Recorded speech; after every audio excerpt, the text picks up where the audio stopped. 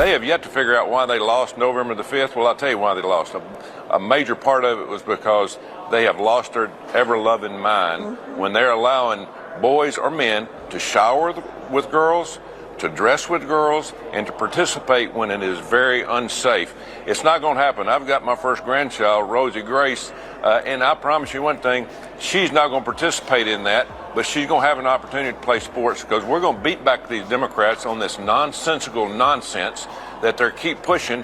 And whatever this lady is, Cortez, she has no business even talking because they have tried to destroy gender ever since she's been into office. That is former football coach turned Senator Tommy Tuberville. He's, in short, aloof. The implication, of course, is that the population that we did not get to dive into 13 years ago, the trans female athlete, has been swaying elections while also being, less than 0.002%. Yeah, and I should say, I don't think that means we shouldn't be attentive to some of these issues, but I do think it is bonkers not to have some numeracy about these issues if you're claiming to care about them. Yes. That also matters. Sports science reporter, author, and journalist David Epstein, along with fellow journalist Pablo Torre, takes a blowtorch to Tuberville and the like on their fear-mongering. To be put into a locker room with a biological male, to me, that's against the law. People should be put in jail for that. It's just unfortunate we're having to go through this point in time.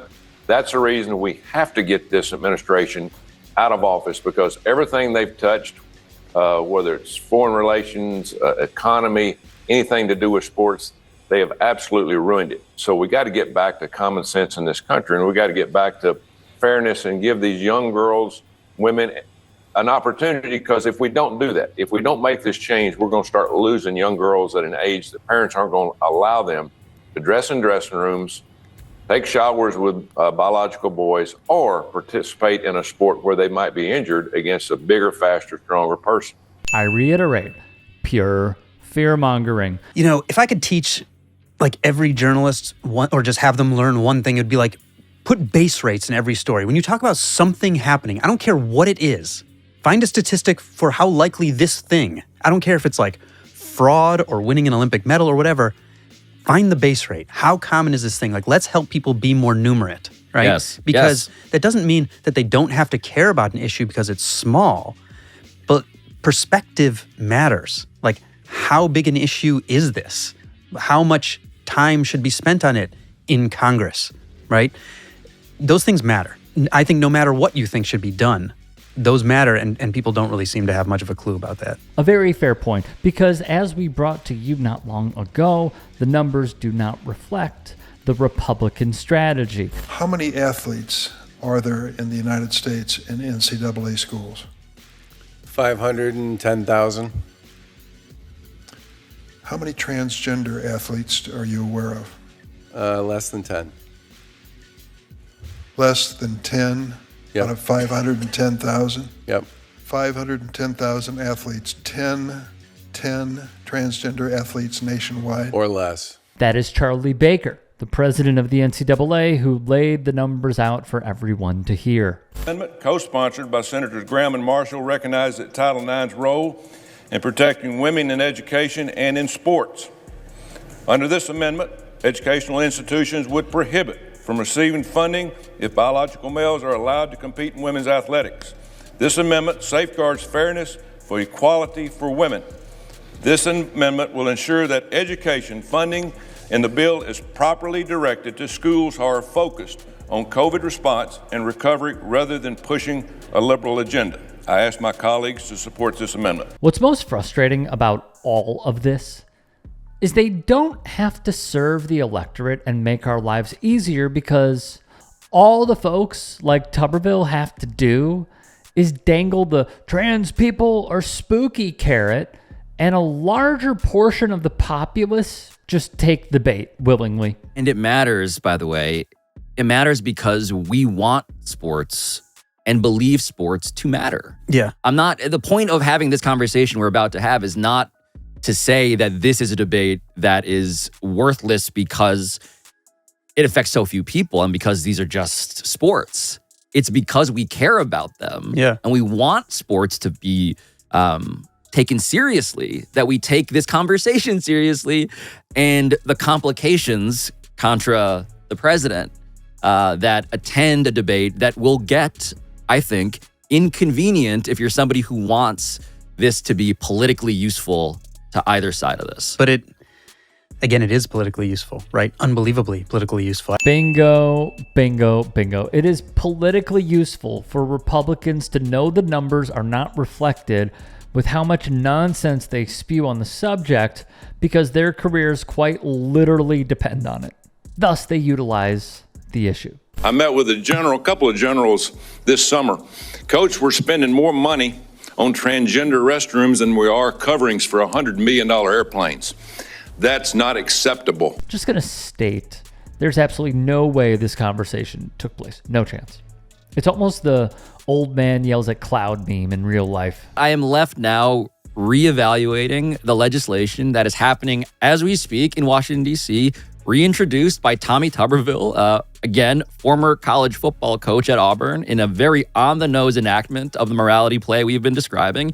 And the title of this bill, of course, is the, quote, Protection of Women and Girls in Sports Act. And it would, define gender as, quote, recognized based solely on a person's reproductive biology and genetics at birth, end quote, which would affect all schools receiving federal funding, whether they be elementary schools or D1 colleges. And now this has a pretty damn good chance of passing in the Republican-controlled Senate. And so that criteria, Dave, is what we're left here to assess. I still don't see how that gets you anywhere with athletes with differences of sexual development, right? Because there, you're still in a place of saying, well, because again, there's this issue where some aspect of their biology doesn't all line up in the male typical or female typical direction between the genes and the chromosomes and other aspects of biology and psychology.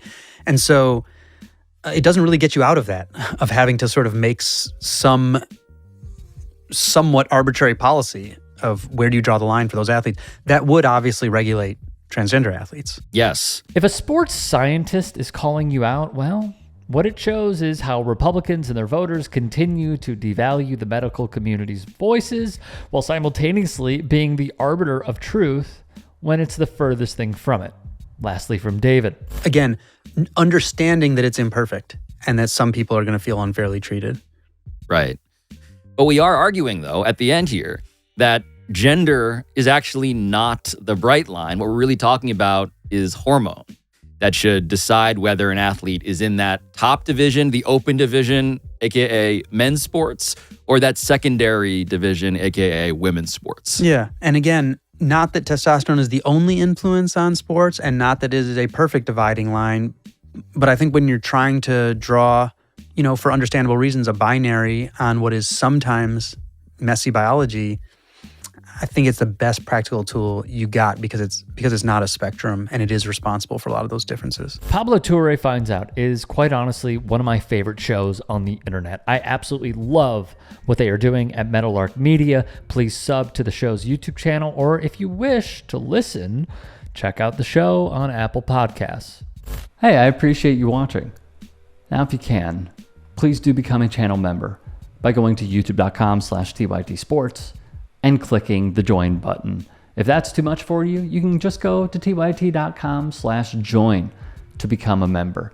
It helps all of us out here at the Young Turks and keeps our network afloat. In addition, you could follow me on my socials on Twitter, Instagram, and TikTok. Appreciate the love. Have a great day.